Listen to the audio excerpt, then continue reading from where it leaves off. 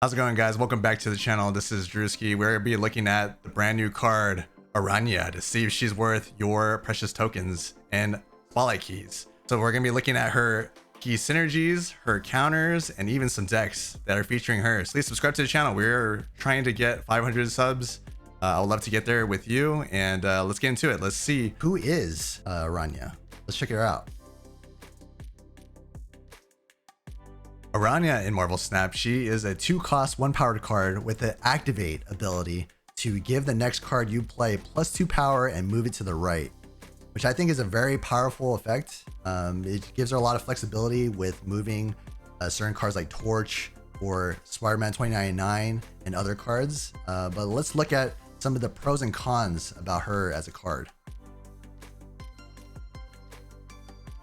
She is the first brand new activate card that's available in spotlights, which is really cool. Another good point about her is that she gives the next card power and move it into bad locations. So again, just like last week, if you haven't seen the last video about Madame Web, she has very good utility of moving any card. It doesn't really have to be a move card, but it could be whatever that you power up, you can move it to the right, which is great.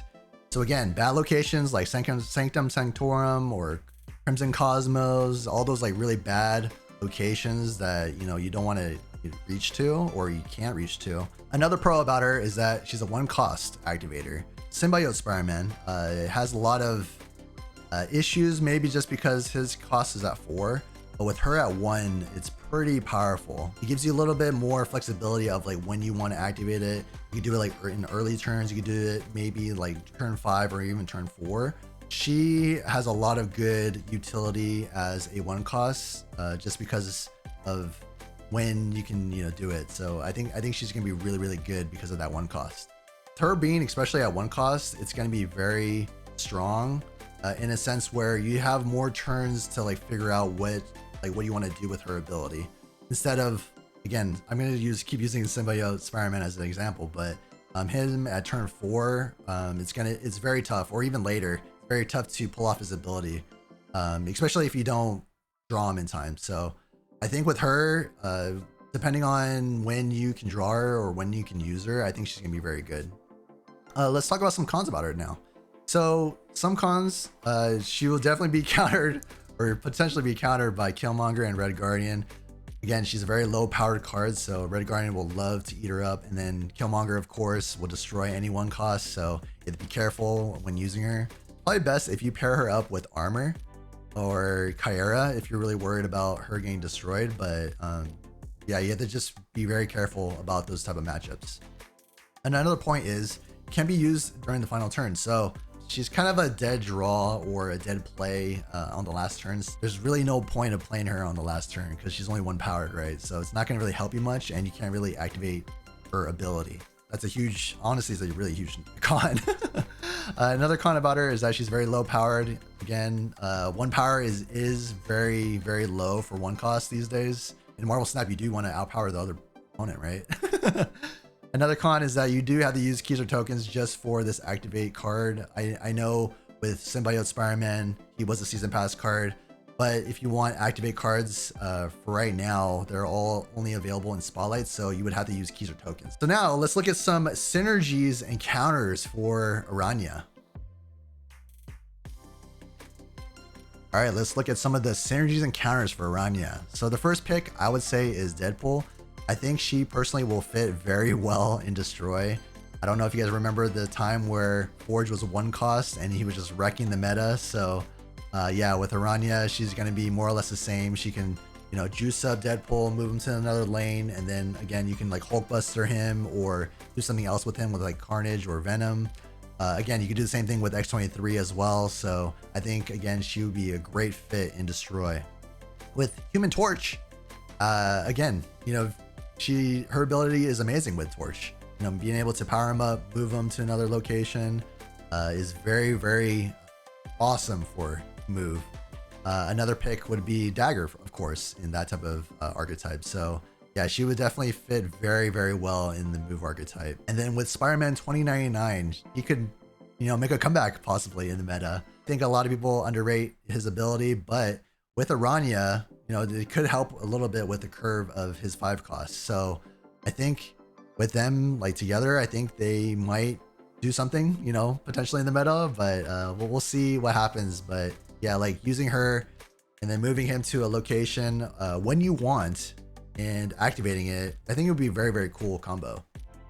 And then here are some of the counters for Araña. So we have Red Guardian, of course, I mentioned that earlier, especially her being a 1-powered card. Even with some squirrels on the board, she can definitely get hit. So be careful with Red Guardian. And then Killmonger, of course, especially any 1-cost card. It'd be very careful of him. Again, if you're paranoid about him, run, you know, Kyra or Armor in your list to protect your cards. So yeah, be careful of Killmonger. And then another pick that I have is Elektra. Of course, you know, she's not really used that much in the meta, but maybe early collection level players might find her of use. Just be careful of Elektra because, again, Araña is a 1-cost card, so she could easily be destroyed by her. So be careful. All right, now let's look at some of the lists that I have brewed. I think they're pretty good with Araña, so let's take a look. All right, so here's the first list named Araña's Spider-Verse. So the idea of this deck is pretty much like kind of like traditional move, where you're trying to move Dagger, Torch, Vulture, even Spider-Man 2099, but mainly it's going to be Dagger, Torch, and Vulture that you're trying to generate a lot of power with. Craven, of course, gets all the benefit from if you move those cards to his lane. Madame Web is another great pick if you want to separate her and Craven on 2 different lanes. Again, Hercules, another great pick if you can place him in a different lane than Craven and Madame Web. But for Araña's case, she's going to be amazing with Torch, Dagger, and actually I should say, and 2099 as enablers to move them. So let's take a look at the next list. So the next list I have here is called Spider's Web of Destruction, which is pretty much, you know, a destroy list, but we are added in Araña and Shang-Chi as well. So again, if you want to use Araña, is great with Deadpool, X-23. She could even benefit Wolverine as well. The point of the deck is, again, it's like just any other destroy type of list, but you are using Araña as another boost to these destroy cards. So Araña would be great with, you know, Deadpool or X-23, move them to a different lane, and then you could even Hulkbuster them as well. Again, Killmonger is great to destroy them, Venom as well. Shang-Chi is basically your tech, and then Null and Death with Deadpool is probably gonna be your finisher if you can hit X-23 before the last turn. Let's look at my number 3 deck that I created. So the third deck that we have here is called Araña's Aerial Acrobatics. This is another take on a traditional move type list, but Cosmo, I would say, is the sleeper pick in this list. But again, you want to use Araña for Torch and Dagger, just like I mentioned before, and Vulture. And then you could use Falcon to bounce Araña, Ghost Spider, Torch, Fist back into your hand, potentially.